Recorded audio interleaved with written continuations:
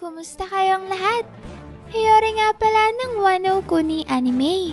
Ito na fam ang mga nagkaapoy na patikim natin para sa paparating na chapter 1140 ng One Piece.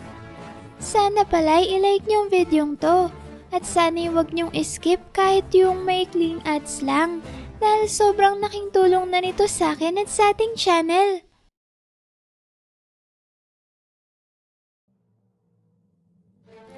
Ang chapter na to fam ay pinamagatang Scupper Gaban. Unahin na muna natin ang cover story ng paglalakbay ni Yamato sa Wano, kung saan makikita na natin ngayon si Hushu na nasa akto na ng pag-atake kay Ulti gamit ang mga patalim. Medyo makulit lang ang pacing ni Oda sa cover story na to fam, dahil sa nakaraang chapter ay binubunot na ni Hushu ang espada ni Yasui upang atakihin sina Page 1 at Ulti. Subalit ngayon ay bigla na lang nauwi ang kanyang atake sa paggamit ng mga kutsilyo. Pero gayon pa man fam, may abangan na lang natin kung ano ba talaga ang magiging development ng cover story na to. Dahil sigurado namang hindi tayo bibiguin ni Oda sa dulo. Isa pa ay malaki din naman ang posibilidad na anumang oras ay pumasok na rin sa eksena si Yamato upang iligtas ang magkapatid at pigilan si Hushu sa kanyang gagawing pag-atake. Pagkatapos naman yan fam, may pupunta na tayo sa mismong chapter 1140 kung saan makikita nating nagsimula na nga ang laban sa pagitan ni Luffy at ng isa sa malamat na monster trio ng Roger Pirates na si Scupper Gaban. Matatandaan natin fam na hinamon ni Gaban si Luffy na gawin sa kanyang susi sa kadena ni Prince Loki, kaya naman tinanggap kagad ni Luffy ang hamon na to. At mabilis na nilabanan ng tinaguri ang kaliwang kamay ng Pirate King. Siguradong hindi kayo maniniwala sa mga susunod na mangyayari fam, dahil ayon nga sa mga pasilip na to, ay si Scupper Gaban ang siyang kumokontrol at nagdidikta ng laban nila ni Luffy. Katunayan nga fam, may ilang beses na tinamaan ng mga atake ni Gaban si Luffy, na siya namang kagad na kinainis ng ating bida. Grabe, sino ba naman kasi ang mag-aakalang magagawa pala ng isang matandang pirata na malamangan ng isang Emperor of the Sea sa isang laban? At ang nakakabiglang pangyayari na nga na yan fam, ang siya namang pinagmulan ng isa na namang malaking pagtatalo-talo sa pagitan ng mga kapwa natin One Piece fans. Kung ang mga Zoro fans at Sanji fans ang siyang nag-away sa nakaraang chapter, ngayon naman ay ang mga Sanji fans at Luffy fans naman ang siyang mainit na nagtatalo sa One Piece community. Ayon kasi sa ibang Sanji fans ay si Scupper Gaban ang nagre-representa kay Sanji, dahil katulad nga ni Gaban ay si Sanji din ang siyang tumatayong kaliwang kamay ng Pirate King sa henerasyong to. At dahil nga nagawang makontrol at madiktahan ni Gaban ang laban nila ni Luffy, ay pinapamukha ngayon ng ibang Sanji fans ang nakakamanghang achievement na ito na pinamalas ni Gaban, na para bang si Sanji mismo ang nakagawa nito kay Luffy. Ang mas nagpalala pa nga sa sitwasyon na yan ay yung nangyari sa dulo ng laban ni Gaban at Luffy, kung saan gumamit ng isang matinding signature attack si Gaban at nagpakawala ng madaming flying slash attacks papunta sa direksyon ni Luffy. Nagawa namang maiwasan ni Luffy ang karamihan sa mga flying slash attacks na to.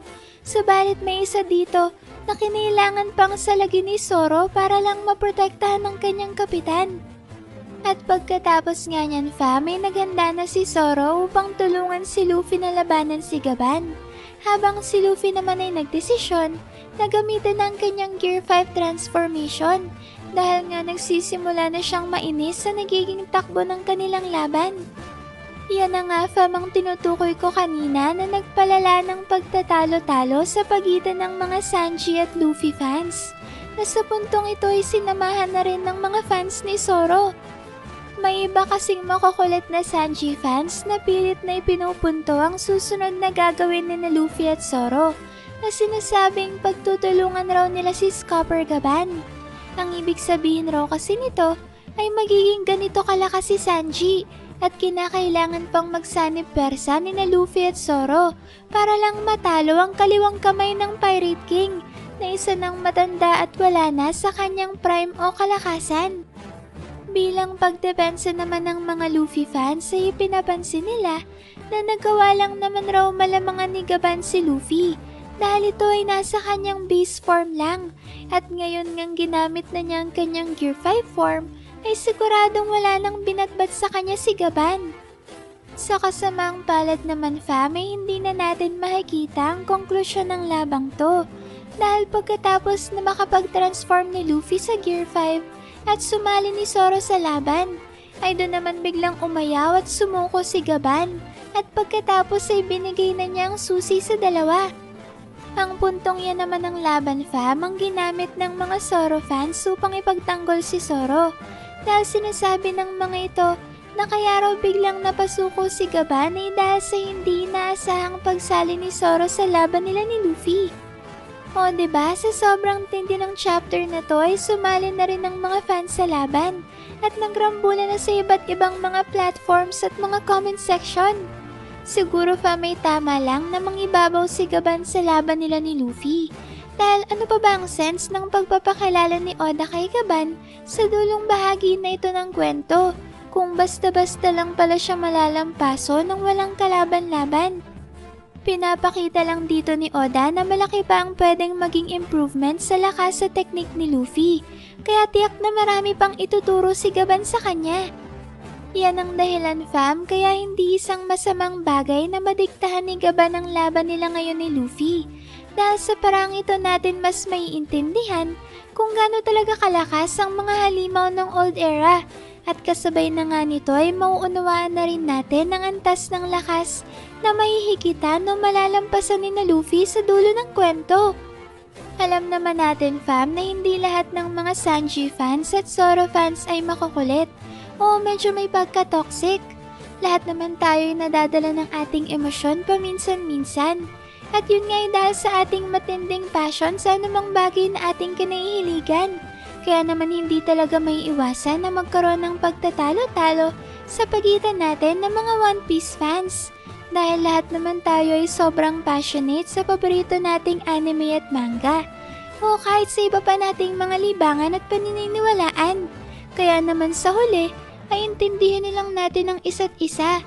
At sama-sama na lang nating enjoyin ang napakagandang huling bahagi ng paglalakbay na ito ni na Luffy at ng Straw Hats. Sa ngayon fam ay may ilang mga posibilidad sa kung ano nga bang totoong dahilan at bakit bigla na lang sumuko sa kanilang laban si Scopper Gaban. Una nga yung nabanggit na natin kanina na pagsali ni Zoro sa laban. Ikalawa yung pagtatransform ni Luffy sa kanyang Gear 5 form. Maaari kasi na sinusubukan lang talaga ni Gaban si Luffy. At dahil nga nakita na mismo ng kanyang sariling mata na si Luffy nga talaga ang kumakatawan kay Joy Boy at Nika sa panahong to, ay nakontento na si Gaban, kaya naman wala nang dahilan para ituloy niya ang laban. Lalo na at plano naman talaga ng Roger Pirates na hanapin ng individual na susunod sa yabak ng kanilang kapitan, nang sa gayon ay gabayan ito sa tamang landas patungo sa Final Island, kung saan naman nila iniwan ng One Piece treasure. Ang ikatlong dahilan naman na maaaring nagtulak kay Gaban para sumuko sa laban nila ni Luffy ay malalaman natin sa sunod na parte ng chapter. Dito nga ay lumipat ang eksena sa isang makapal na kagubatan sa Elbaf, kung saan muli nating makikita ang miyembro ng Holy Knights na si Ganko at ang kanilang commander na si Figureland Shamrock. Kung matatandaan natin fam, may kagagaling lang ng dalawang to sa Underworld, kung saan pinagbubugbog nila si Prince Loki at iniwan itong nag-aagaw buhay matapos tanggihan ng Accursed Prince ang kanilang alok na maging isang Celestial Dragon at mapabilang sa grupo ng Holy Knights. Makikita naman natin sa chapter na to si Ganko na nagsimulang gumawa ng isang magic circle na tinawag nitong Abyss. Nakakagulat namang makita fam na imbes na isa ay dalawang miyembro ng Holy Knights ang siyang lumabas mula sa magic circle na ginawa ni Ganko. Kahit nga si Shamrock mismo ay nagtaka kung bakit dalawang Holy Knights ang lumabas sa magic circle, gayong isang miyembro lang naman ang kanilang tinawagan. Ang una nga sa bagong dating na Holy Knights ay nagngangalang Saint Summers mula sa pamilya ng Shepherd. Medyo malaking tao itong si Summers fam, At meron din itong mahabang buhok at balbas at nakasuot pa ng eyeglasses o salamin. Kung mapapansin natin ay mula rin si Summer sa parehong pamilya kung saan nagmula ang kasalukuyang miyembro ng 5 elders na si Saint Jupiter. Siya fam yung elder na nagtataglay ng mythical zoan type na sandworm o yung dambuhalang bulate na nangihigop na parang black hole sa nakaraang egghead arc. Ang ikalawa naman sa mga bagong dating na Holy Knights ay nagngangalang Saint Gillingham mula sa pamilya ng Lemotive. Medyo interesante ang entrance itong si Saint Gillingham sa Elba fam dahil pagkalabas nga nito mula sa Magic Circle ni Ganko ay ginamit na kaagad nito ang kanyang mythical hybrid form. At ang mythical zoan type devil fruit nga na taglay nitong si Saint Gillingham ay ang Kirin. Ang Kirin fam ay isa sa pinakamakapangyarihan at isa sa pinaka-rare na mythical creature sa Chinese mythology. Bukod pa dyan ay popular ito sa buong East Asia. Ang katawan nito ay base sa pinagsama-samang katawan ng iba't ibang hayop kagaya ng usa, giraffe at dragon. Isa pang interesanteng bagay fam ay maaring kapareho ni Enel ang element na taglay ng Holy Knight na si Saint Gillingham dahil lightning o kuryente rin ang element na tinataglay ng mythical creature na Kirin. Sa pagpapatuloy naman ng eksena ay tinanong ni Shamrock ang dalawang bagong dating na Holy Knights kung bakit dalawa silang lumabas sa Magic Circle, gayong isa lang naman raw ang kanyang pinatawag. Sumagot naman si Saint Gillingham at sinabing kailangan raw bumalik ni Shamrock sa Marishwa, kaya dalawa na silang pumunta sa Elbaf upang may humalili sa kanya. Sa kasamaang palad fam ay hindi pa dinedetalye kung sinabi ba sa chapter ang dahilan kung bakit pinapabalik sa Marishwa si Shamrock. Siguro ay may mahalaga ring nagaganap ngayon sa Marishwa, kaya kinakailangan na bumalik kagad doon ni Shamrock. Sana lang talaga fam ay sina Dragon at ang Revolutionary Army na ang dahilan, kaya pinababalik na sa Holy Land ang commander ng Holy Knights. Para naman sa wakas ay makita na natin ang gumawa ng aksyon ng tinuturing na most wanted na individual sa mundo ng One Piece. At bilang pagtatapos naman ng chapter fam, ay sinabi dito ni Shamrock na mag-uumpisa sila ngayon ng isang laro sa Elbaf. Alam niyo fam, maaari itong mga hulugan na sisimulan ngayon ng Holy Knights ang isang native hunting competition, kagaya ng ginawa ng mga Celestial Dragon sa isa ng God Valley. Ito fam yung naganap na makasaysayang God Valley incident na kinasangkutan ng mga pinaka-prominenteng karakter sa kwento. At dito na nga rin nangyari ang makasaysayang pagsasanib persa ni Garp at ng Roger Pirates upang mapabagsak ang napakalakas at malahalimaw na crew ng Rocks Pirates. Ibig sabihin yan fam ay kagaya nga ng naganap sa God Valley incident ay hahantingin ng mga Holy Knights ang mga ordinaryong mamamayan ng Elbaf at magpaparamihan sila ng mga mapapaslang na mga giants. Kumbaga magiging pangalawang God Valley incident siguro ang mangyayari ngayon sa Elbaf. At katulad nga sa orihinal na God Valley incident, ay siguradong marami ring malalakas at mahalagang mga karakter ang sasali sa rambulan na to na magaganap sa Warland.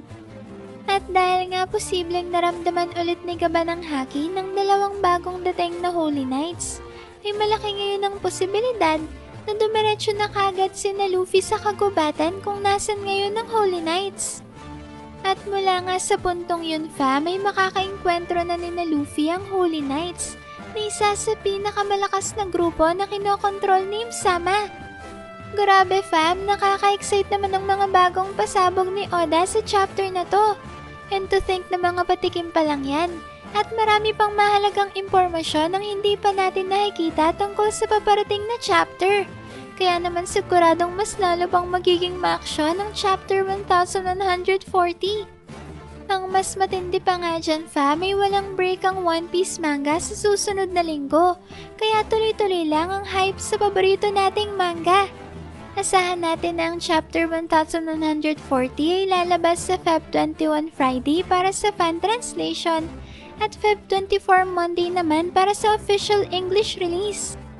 Ano sa tingin niyo fam? Meron pa kayang ibang malakas na grupo na darating sa Elbaf? Ano nga kayang tinutukoy ni Shamrock sa nabanggit nitong laro na sisimulan nila ngayon sa Warland? Makikita na kaya natin sa wakas ang pag-aksyon ni Dragon at ng Revolutionary Army? I-comment nyo na lang dyan sa baba, fam, kung may naisip pa kayong interesanteng bagay tungkol sa paparating na chapter. Maraming salamat, fam, sa solid at walang sawa ninyong pagsuporta sa ating channel. Sana'y palagi kayong ligtas at nasa mabuting kalagayan. Mag-ingat kayo palagi. See you on our next video and stay good, fam!